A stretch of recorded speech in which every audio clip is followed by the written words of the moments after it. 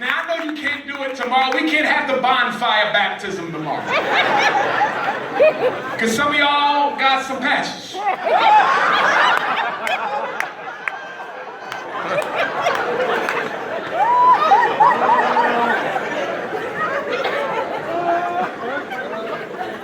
In high school, I took up barbering at the military school. They taught us how to cut our hair. I saved probably thousands of dollars because I do my own. And we would cut the young kids' hair. That's how they save money. Same thing we want to do at the Frederick Douglass Marcus Garvey Academy. And I'm hoping some of you brothers and sisters who have your cosmetology and barbering license will send me your resume, because we need you to train the older boys and girls so they can do the hair for the younger children. But in being in the barbering program, we was across the hall from cosmetology. So when we wasn't busy, we'd be over there hanging out with the sisters in the cosmetology program. And I would see all the damage to the scalp that black women undergo. And because I know what can be under that weave, I know we got to be patient and give y'all some time.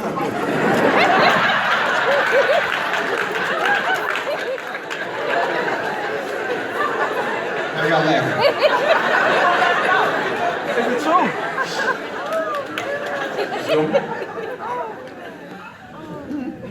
Because sometimes you got to get some of the royal crown and the thick grease. Murray's? No, women don't use Murray. That's for the waves. That's the brothers. Beeswax? That's escrow. Apex? Jazz? Magic? No, magic. What's the difference? Magic. Magic! The fill in the patches. And brother, you got to love your woman enough to rub the patches and stimulate.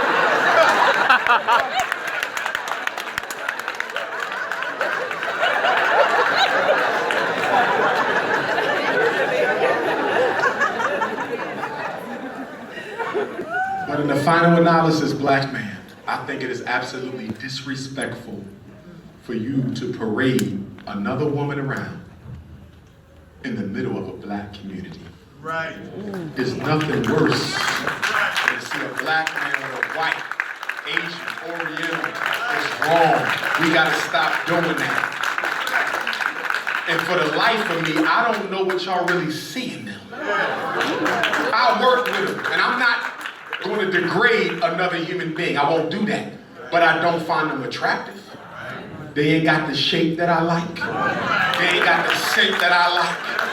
They ain't got the bounce that I like. They ain't got the look that I like.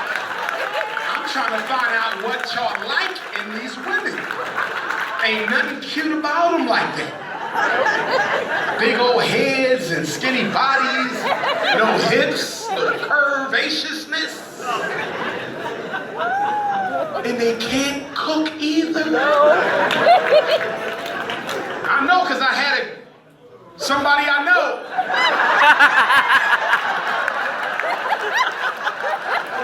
Whoa. Somebody I know. A long time ago I had a white woman. And I went over his house and she made us lunch.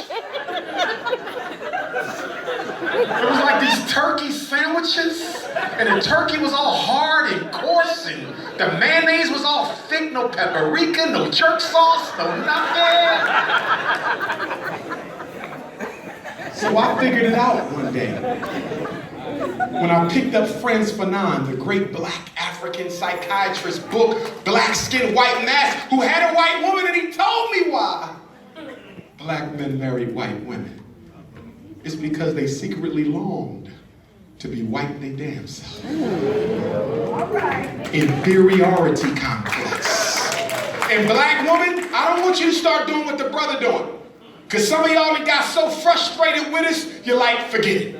I'm going to go and experiment too. But I need y'all to be careful.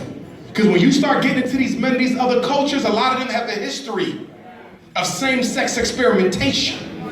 You got to recognize, Sigmund Freud said it was normal for adolescent boys to cohabitate with each other. That's right. White psychology believes it's healthy for a boy to play with another boy sexually. So when you out here talking about I'm dating this white male, I'm not saying most white men are gay, but I know that culture is much more expressive within that particular society. Y'all need to be real careful. And some of y'all into these Asian men. Me so horny. Y'all need to be careful. I want you to be careful. There's some good black men out here. Sister, just get your act together. Brother, you too, get your act together. Have your house in order. Financially, health-wise. Because I'm up to 270 pounds. I was 180 when I came out of high school. I was a distance runner. The mile and the 2 mile. I normally did the mile and then I hid when it was time for the 2 mile. I'm trying to lose some weight this summer. Get ready for my Egypt trip. Well, actually next summer. Because I'm going to Spidemics tonight! But anyway. I'm lying. I'll be fasting. But for those of you who haven't sent me your resume for the school, please send it. fdmgresumes@gmail.com. We need teachers, yes we do. We need math and science and language, yes we do. I need some people who can speak African tongues and can teach it. I want our kids to have at least 3 African languages. All right. So if you can speak an African language, if you're fluent and you don't mind teaching it, you don't have to have no teaching certificate. Okay? I need social workers, counselors, secretaries who can type. Talking about I can answer 25 phone calls a minute. That ain't helping me. I need house parents to live with the children in the dorms when they come home from school. I need farmers. I need people who know how to do fishing. We got a brother in North Carolina, y'all. He's going to teach our children how to do shellfish fishing, how to do scallop and scrimps. Oyster! So we're going to have a fish fry like once a week. I met a brother who knows how to make shoes. An elder. Did I meet him here? I might have met him in Atlanta last time.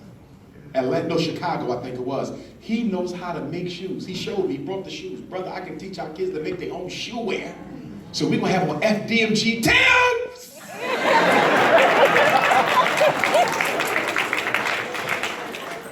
And yes, we will have females working at the boys' school.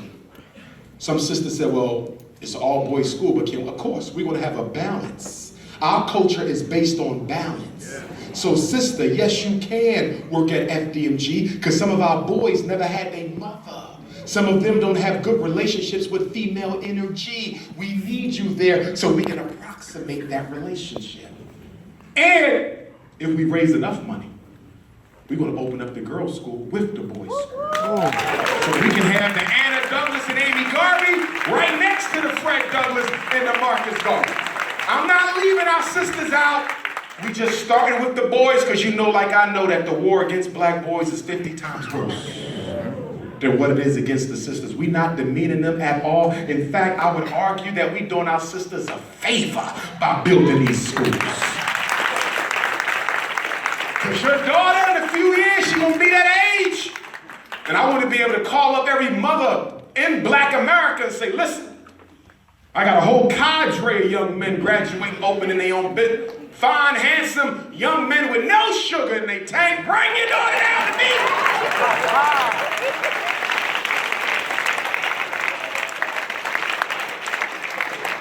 And black man, we got to get married. We can't keep playing around. We're getting too old. I'll be 41 in August.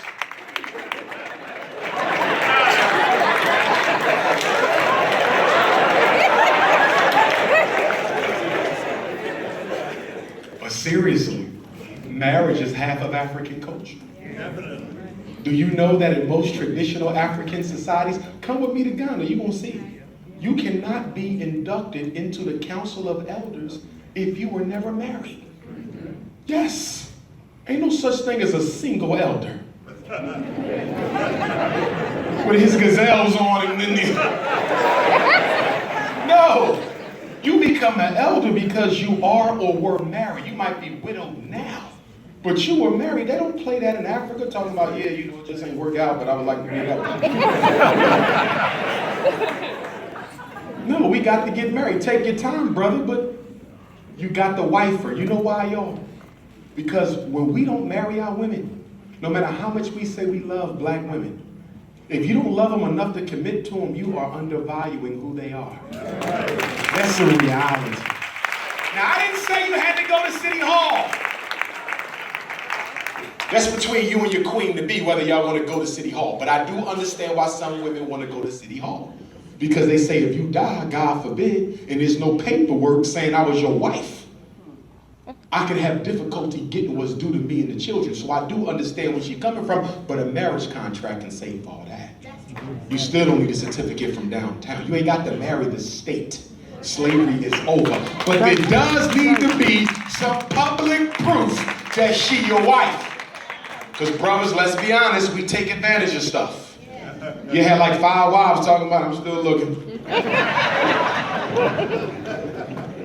Parents, cut out the special ed, cut out the ADHD, cut out the psychiatric meds, spend more time with your children. You got 2 kids, that means you got 2 dates every month. You got 5 kids, you got 5 dates every month. Every one of your children needs your undivided time to themselves for only an hour or 2 a month. Your oldest daughter, she 18 years old. She's at that age. Hormones is popping. She ready to bake a cookie. She need to talk to her mom on a one-on-one. She don't want her 15-year-old brother knowing that. So she need her 2-hour date with her mom. And she gets another 2-hour date with her dad. Your 15-year-old son, he hanging with boys who practicing homosexuality. He don't know how to take this. He need a conversation with his dad without the 18-year-old. And then he need to talk to his mama. And then his 12-year-old sister, she's still peeing in the bed. She don't want to bring that up at dinner because her siblings are going to laugh at her.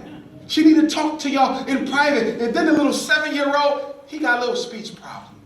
It's affecting his self-esteem.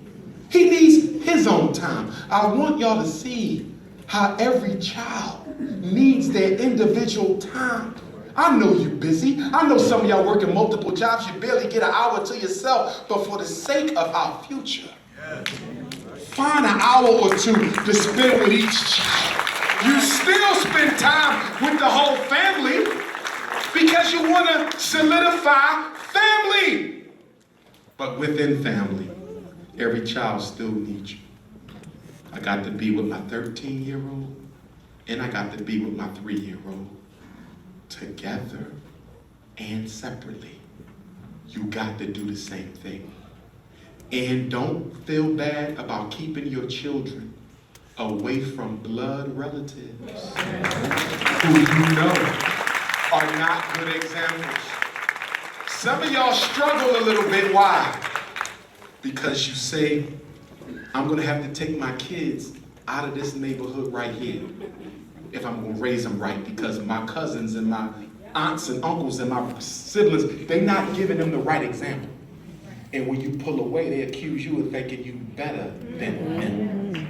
But you don't let what they think bother you. You don't think you better than them. You just know you got to do the right thing for yourself. It ain't easy. It ain't easy.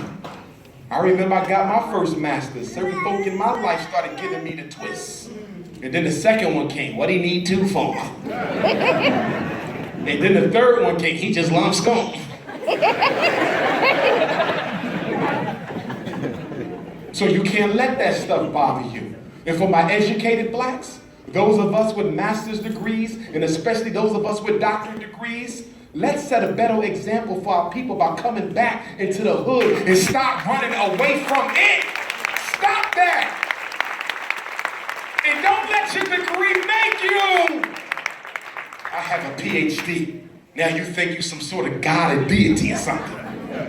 Better find a way to pay back them loans. That's what you need to be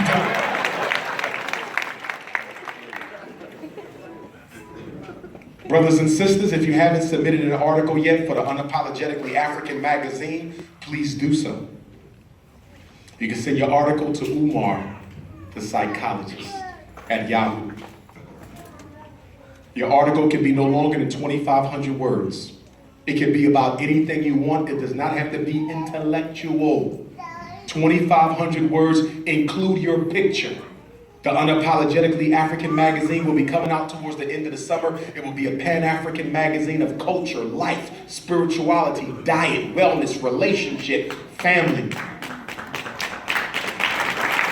If you have any ideas for departments that we should have, you say, Doc, I think you need to have a resource page. I think you need to have a page where all black organizations are listed. You need a page for black banks. You need a page for single conscious people looking to connect with other single conscious people.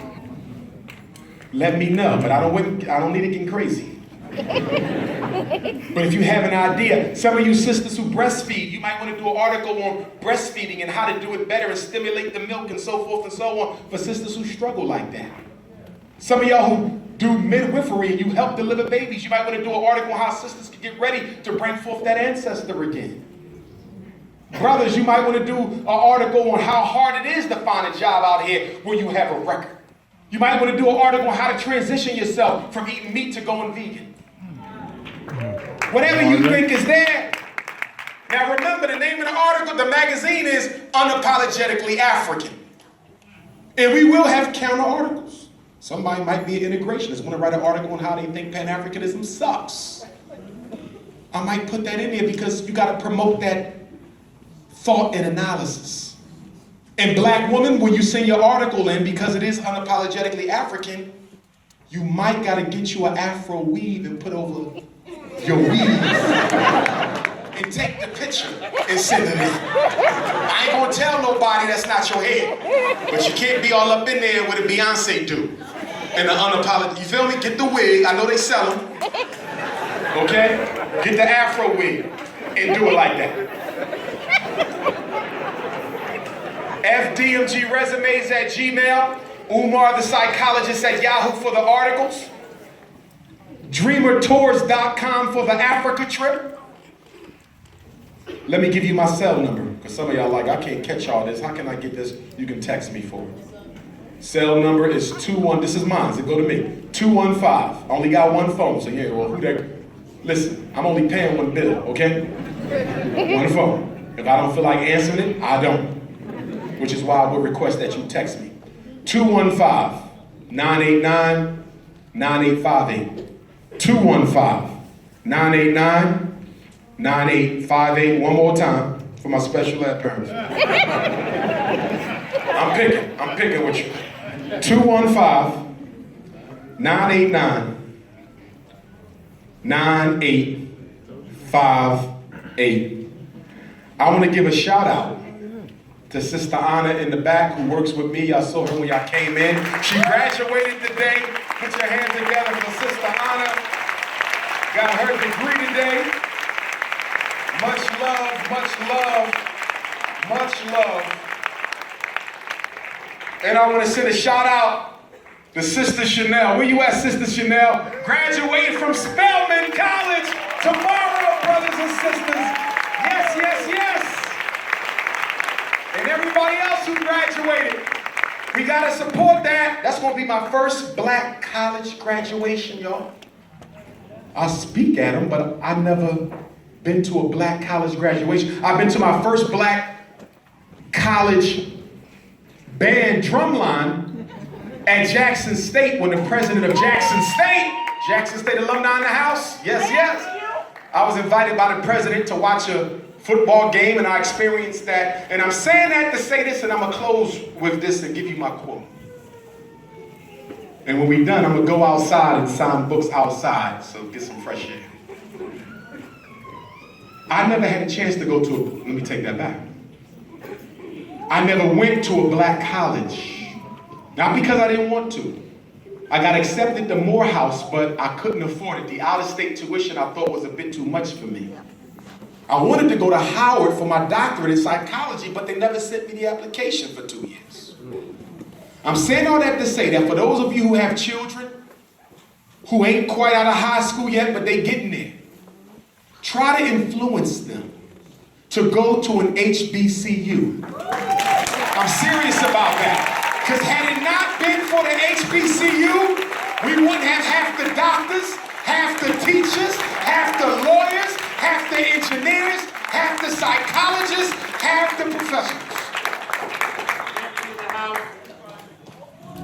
I do understand that one or two of them might party too much. I didn't say don't do your research. I'm saying pick your poison, but send them to a black college, because they're trying to shut them down. Wilberforce in trouble, Cheney in trouble, Grambling in trouble. St. Paul's, we trying to buy that. And there's about 20 other HBCUs marked for death. NC State, they have a law. NC State, SC State, South Carolina State. I know North Carolina Central has a law program. Howard has a law program. You can find an HBCU for almost anything you want to study. So influence your child. If they don't go to a black school for undergrad, send them to one for grad. But they need that experience, which I never got. And when I go to Boeing, when I go to North Carolina Central, when I'm at a Howard, I'm like, wow, what would that have been like had I had that? But my military school, they didn't push HBCU because they was white folk. So try to get your children that experience. Before you leave here today, make sure you sign the Parent Association sign-up list. I need to make sure I have all y'all for the email list, and I need to make sure I can contact y'all when it's time to start meeting for the Parent Association. You don't have to be a parent. Name, phone number, email address. If you know what committee you want to belong to, sign up for it. You want to help out with special ed? Put that in the comments section on the committee list.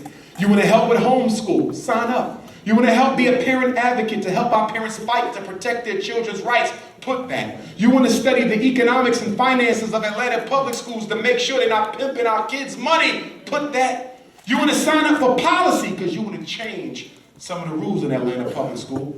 Put policy. And some of you might just want to help parents who are struggling. Sign up for the social committee. If you want to be a leader or organizer, in the comment section, put organizer. So I know you're one of the people I can trust. If you don't live in Atlanta, you sign up anyway, because we got to do a chapter where you live. So put your city. I came from Macon, Georgia. Put Macon, because I'm going to call you and say, listen, I've never been to Macon. We got to set up an event so I can come down there, give the parents the information, and then organize the chapter. 2015 is the year of getting work done. The talk is good, but the work is better.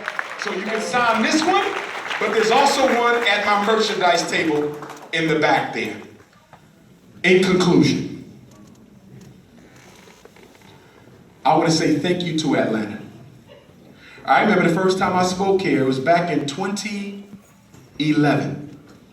I forgot who brought me down, it's been so long. And I came to Atlanta for the first time ever.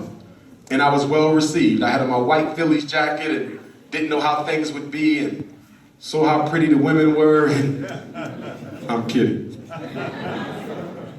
And I've been coming regularly. And along with Chicago and Detroit and Los Angeles and New York and Houston. You guys, I consider to be one of my serious backbone cities.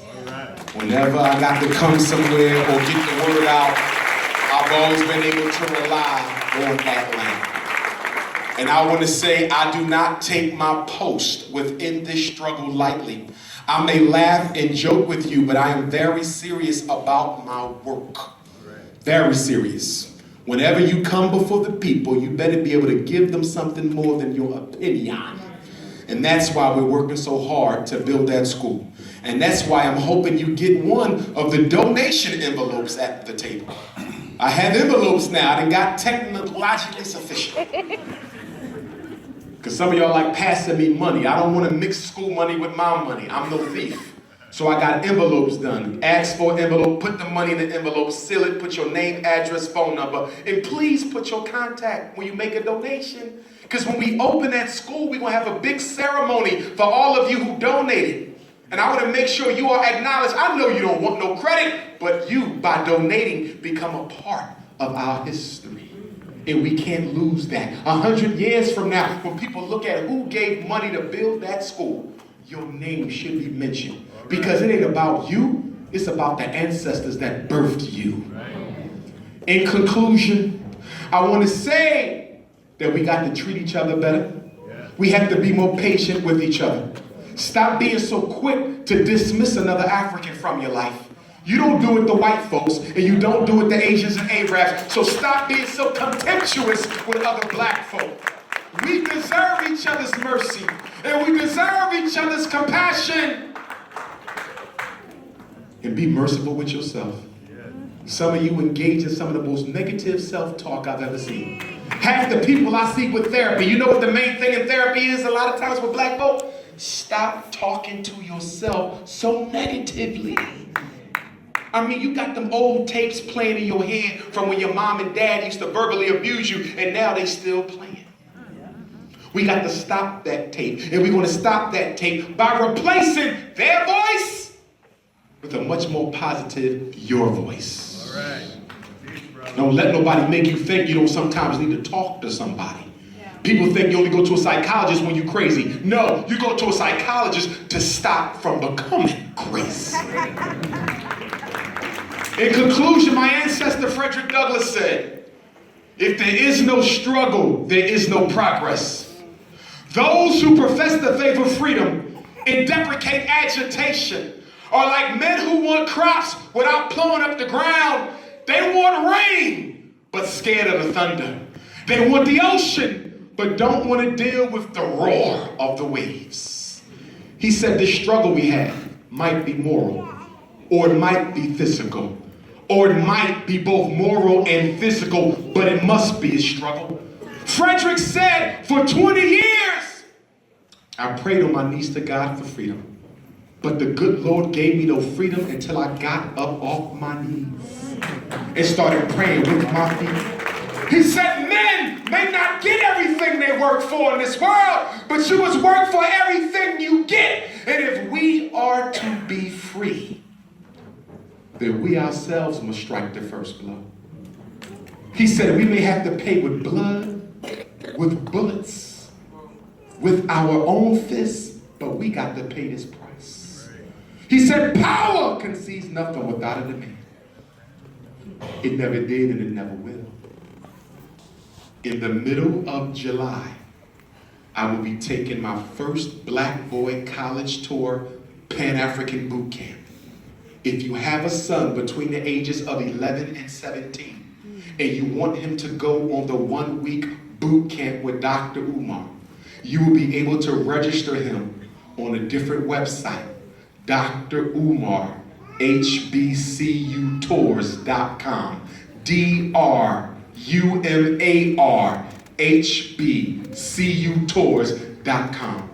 We're going to take them to the Great Blacks and Wax Museum. We're going to take them to different historic landmarks. We're going to have some fun too. Take them to one of the water parks. No Speedos, please. We're going to take them to visit some black colleges. And at night in the hotel, I'm going to do seminars with them on what to do when you get stopped by the police, how to set up your own business, why you need to respect and protect your mother and stop giving her a hard time. We're going to talk to them about depression and anxiety, about why they need to do well in school, African history and culture, white supremacy. If any of you has a son who can benefit from that tour, I'm looking forward to it. I'm looking forward to that more than the Africa tour. And mother, stop asking me, can you go? Give that boy some breathing space. He can go, but only if I come. No! It's a man's tour. And there will be men chaperoning, and we're going to have some fun. I'm trying to set it up where we meet with the brother who's going to do the shadfish, the sea fish crabbing, who's going to teach it. I'm trying to set it up so we can go and meet with him in North Carolina and take them on the boat so they can go and do some scallop and oystering and stuff like that. So it's going to be a real good experience. 11 to 17-year-old boys. Now I know women, y'all want to know why the girls ain't coming. I'm going to be ready for the girls next year. Not this year, because I don't want no thirst problems. You know what happened when you get the boys and girls together? We all went to camp. I know how that go. I ain't ready for all that because I sleep deep. They'll be partying all over my head. So next year we'll do the girls. I want to call on my ancestors, Father Bailey, Mama Selah, for whom my youngest girl is named. I want to call on Mama Jenny, born in 1745, Ma Betsy, born in 1774, Grandpa Isaac, who was a free black man, although Ma Bailey was enslaved. I want to call on their daughter, Grandma Young Betsy, who was sold, snatched from Maryland, so deep into Mississippi, never to be heard from again. I want to call on Uncle Frederick Augustus Washington Bailey Douglas and his wife, Anna Murray Douglas. I want to call on Grandpa George Washington Bailey, the first black public school teacher in Talbot County, Maryland. His wife, Grandma Annie. I want to call on great-great-great-great-granduncle Alexander Wayman, 7th Bishop under Richard Island African Methodist Episcopal Church. I want to call on Grandma Caroline, Grandma Vivian, Grandpa Cicero, and all my African-Cuban ancestors. I want to call on my Uncle Clifford, who was murdered at 18 years old in Philadelphia. I want to call on my grandfather, James Johnson, who I only met once. I want to call on great-great-grandma Gertrude and great-great-grandpa Charlie Butler. Call on great-grandma Curly and great-grandpa Robert Shoemake Jr. and great-great-grandpa Robert Shoemake Sr. and great-great-grandma Emma Hollinger. I'm going to call on great-great-grandma Delia Pratt, great-great-grandpa Isaac Johnson, great-grandma Mylene, great-grandpa William Thomas Tillman Sr., Uncle Billy William Thomas Tillman Jr., who was murdered being hit by that trolley.